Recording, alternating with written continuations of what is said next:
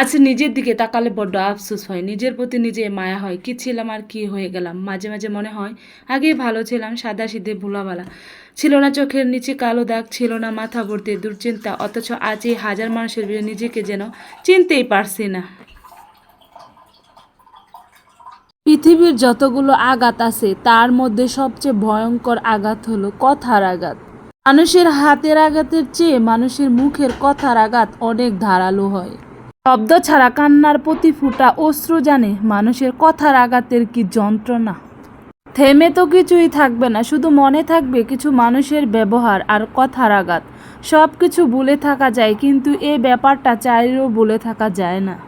পৃথিবীর যতগুলো আঘাত আছে তার মধ্যে সবচেয়ে ভয়ঙ্কর আঘাত হলো কথার আঘাত।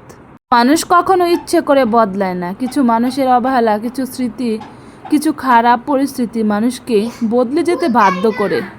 আপনি যদি মনে করেন অন্যকে ছোট করে এবং অসম্মান করে কথা বলে আপনি খুব মহান হয়ে গেলেন, তবে শুনুন, আল্লাহ তাআলা বলেন, ধ্বংস হোক তারা যারা মানুষকে সামনাসামনি অপমানিত করে এবং পিছনে নিন্দা গীবত রটাতে পারে।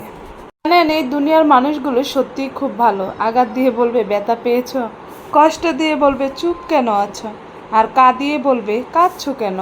তবে কি জীবনে চরম সত্যি হলো সব কিছু মেনে নিতে হয়, যত কষ্টই হোক না কেন। বাস্তবতা যখন যে পথে নিয়ে যায় সেই পথেই হাঁটতে হয়। আসসালামু আলাইকুম, সবাই কেমন আছেন? আশা করি সবাই ভালো আছেন। আমি আলহামদুলিল্লাহ ভালো আছি। আজকের ইফতারিতে ছিল রুটি, মাংস আর খিচুড়িও ছিল আর শরবত, সব কিছুই। তো ইফতারি করে আমি এখানে রান্না করতেছিলাম ডিম আলুর তরকারি। এটা আমার বড় ছেলের খুবই ফেভারিট একটা খাবার। তো আমি এখানে ডিমটা আগে হলুদ দিয়ে হালকা করে ভেজে নিলাম, তারপর আলুগুলো সুন্দর করে ভাজতেছিলাম, আর তারপর আদা জিরা মানে পেঁয়াজ রসুন সব কিছু ব্লেন্ডার করা আর কি ওইটাই দিয়ে দিলাম। আর এটা একসাথে মিক্সড করে কিছুক্ষণ কষাতে হবে ভালোভাবে। আলুটা সুন্দর করে কষিয়ে তারপর এটা আমি এখন মরিচ, হলুদ, ধনিয়ার গুঁড়া দিয়ে দিলাম। সব কিছু দিয়ে ভালোভাবে মিক্সড করে আবারও কষাতে হবে। এই তরকারিটা আমার ছেলে অনেক পছন্দ করে। আমার বড় ছেলে কিন্তু একদমই মাছ খায় না, যত বড় মাছই থাকুক সে মাছটা অ্যালাউ করে না। মাছ রান্না করলে সে খাবে না, ডিম ভেজে ভাত খেয়ে নেবে এরকম করে। তো তার জন্য ভাবলাম সে যেহেতু ডিম ভেজে ভাত খায়, তার জন্য ডিম আলু দিয়ে তরকারিটা রান্না করে দিই।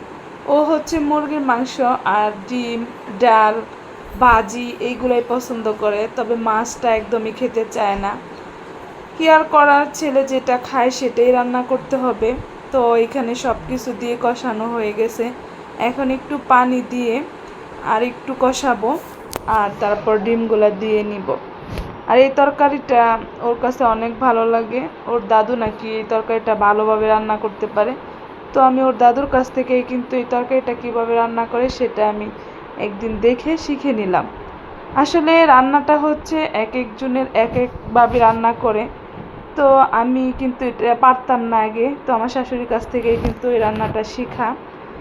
আর আসলে এটা হচ্ছে মেয়েদের একটা জিনিস যে মায়ের কাছ থেকে রান্না শেখা, শাশুড়ির কাছ থেকে। কেউ তো আর ফার্স্টেই রান্না শিখে ফেলে না, সবাই কারো কাছ থেকে না কারো কাছ থেকে দেখেই রান্নাটা শেখে। তো এই তো ফাইনালি আমার রান্নাটা হয়ে গেছে। একটা মানুষ কখনো সারাদিন বা সবসময় হ্যাপি থাকে না। মানুষের লুকানো কিছু কষ্ট থাকে যা কাউকে সে বুঝতে দেয় না। মানুষ যতই বলুক আমি ভালো আছি, কিন্তু কাছে গিয়ে তার মাথায় হাত দিয়ে জিজ্ঞেস করে দেখেন সে কেঁদে দেবে। কিছু মানুষ কষ্ট প্রকাশ করে, আবার কিছু মানুষ কষ্ট লুকিয়ে হাসে। তবে ভাগ্য আপনাকে যেখানে নিয়ে যাবে সেখানে গিয়ে দাঁড়িয়ে পড়ুন, তারপর চারদিকে তাকান, ভালো করে দেখুন আর নিজেকে মানিয়ে নিন। নিজেকে বলুন এটা আপনার নিয়ত, এখানেই থাকতে হবে, এখানেই বাঁচতে হবে। সুতরাং কষ্ট পাওয়া যাবে না, মন খারাপ করা যাবে না। আর যদি ভালো থাকা সম্ভব না হয় তাহলে অভিনয় করে হলেও যন্ত্রণার মধ্যে সৃষ্টিকর্তার জন্য বাঁচুন, তবু বেঁচে থাকুন।